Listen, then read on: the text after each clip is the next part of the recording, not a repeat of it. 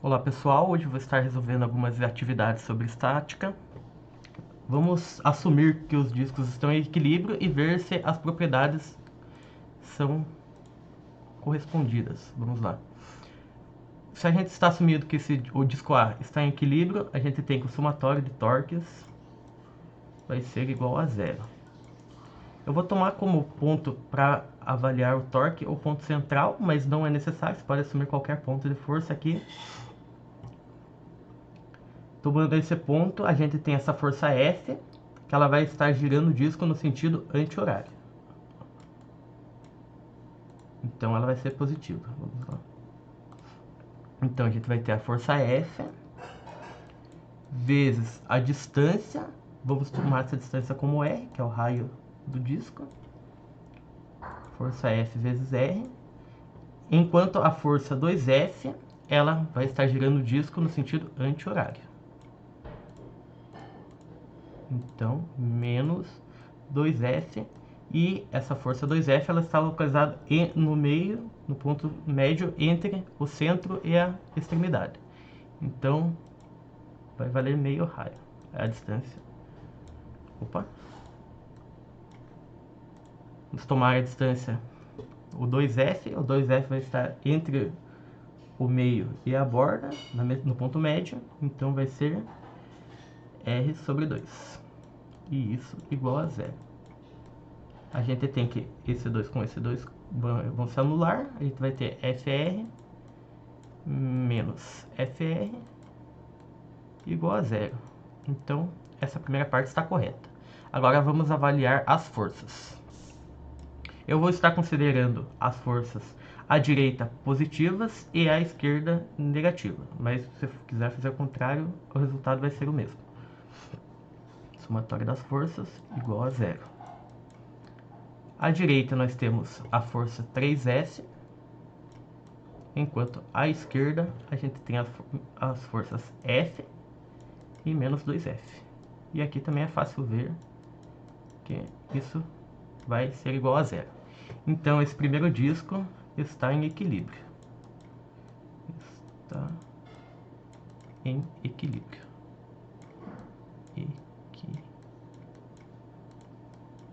Equilíbrio. Ok? Agora no disco 2, se quisermos calcular o torque, podemos, mas aqui a gente já vê à primeira vista que todas as forças estão localizadas para o mesmo lado. Então o somatório das forças, que deveria ser igual a zero para o disco, estar em equilíbrio não vai acontecer, pois todas as forças estão voltadas para o mesmo lado. Então aqui teremos 2F mais F, e tudo isso vai ser igual a 4F e não a zero. Então esse nosso disco, o disco B, não está em equilíbrio. Não está em equilíbrio.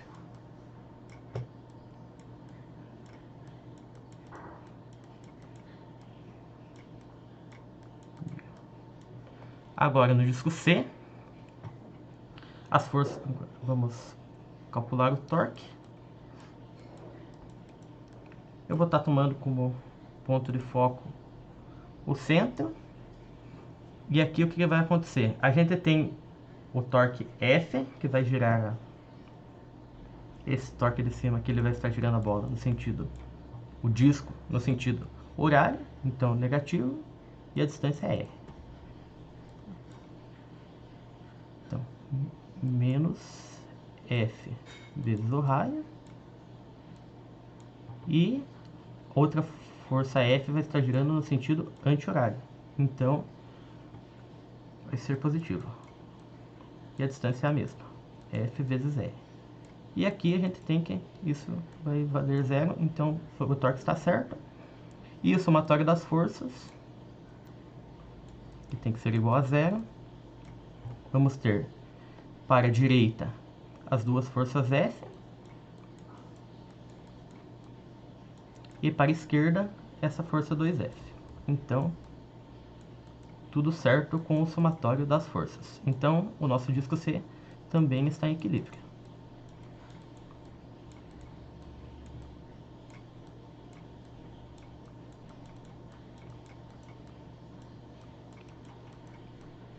Agora, por último, o disco D. Fazer o somatório de torque. Tomando novamente ponto central. Temos que a força F vai estar girando o disco no sentido anti-horário. Então, positivo, F vezes R. E a distância R, novamente do centro até a borda. E uma força 2F também girando o disco em sentido anti-horário, com a mesma distância R. E aqui podemos notar que as forças não vão se anular, os torques não vão se anular. Então, o nosso último disco não está em equilíbrio.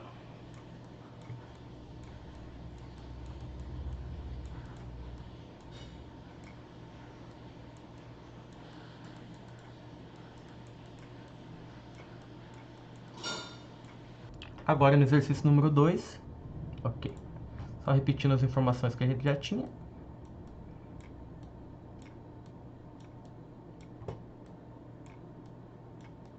E esse pinguim tem massa de 48 kg.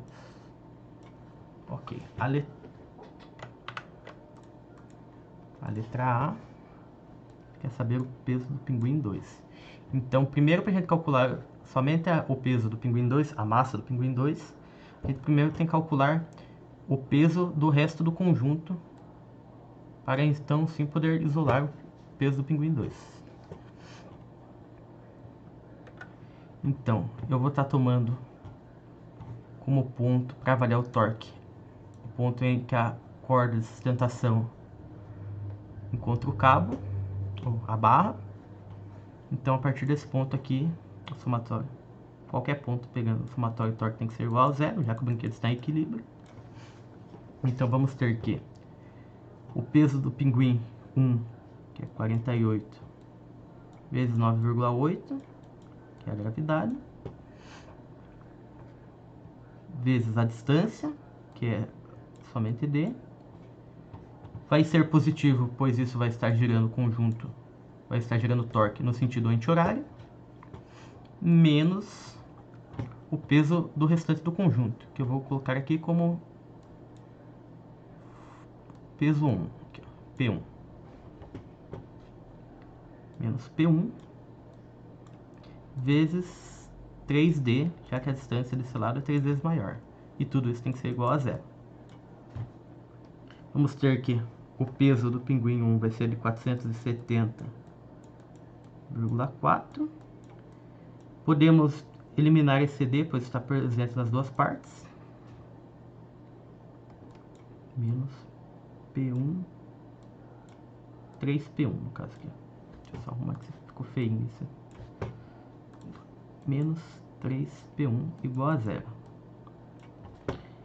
Então a gente pode isolar P1, vai ser igual a 470,4 sobre 3.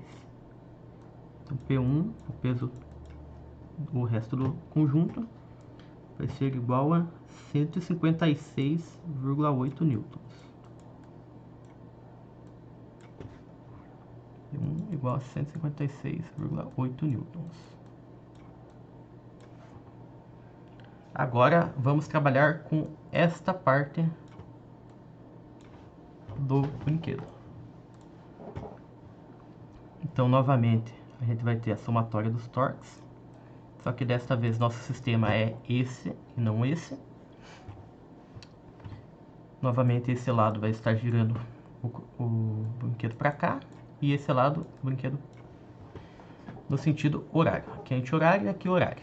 Então, o peso do pinguim 2, que eu vou estar conotando como M2G, vai ser vezes D, que é a distância, menos essa parte aqui que gira no sentido horário, então o torque vai ser negativo, menos P2, que vai ser o peso dessa parte do conjunto agora, vezes 3D, que é a distância do objeto. Isso não, aqui tá errado. Só torque é igual a 0. Não estaria certo, também não estaria errado, mas é isso. Então, podemos novamente remover as distâncias. Vamos ter que massa do pinguim 2 é igual a 3 vezes P2, que é o peso restante dessa parte conjunta. Aqui, só isso não nos basta. A gente quer saber a massa do pinguim 2 e não a massa do... Aqui a gente só achou uma função nessas variáveis. Então, vamos ter que fazer o somatório das forças. Vamos ter o somatório das forças igual a 0, pois o conjunto está em equilíbrio. Nós temos a força de tração desse cabo aqui, que é 156,8 newtons. Pois ela tem que ser isso, senão o brinquedo não estaria em equilíbrio.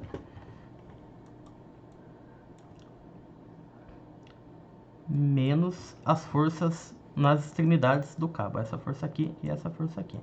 Essa força aqui a gente sabe que é a massa do pinguim. E essa é a força-peso do restante do conjunto. P2. Isso igual a 0. Só que antes nós tínhamos isolado a massa do pinguim 2 em relação a P2. Então a gente pode substituir nessa função. 36,8 menos 3P2 menos P2. E isso vai ser 156 igual a 0. 156,8 vai ser igual a 4P2. E vamos ter que P2 é igual a 39,2 newtons.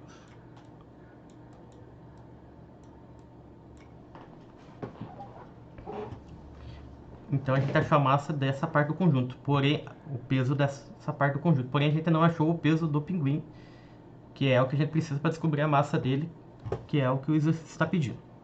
Então vamos substituir nessa parte aqui, ó. M2G vai ser igual a 3 vezes 39,2, que é igual a 117,6 newtons. Só que esse é o peso. Para a gente achar a massa, basta isolar M2. E como a gente está considerando a gravidade 9,8, perdão, temos que a massa do pinguim 2 é igual a 12 kg. Então,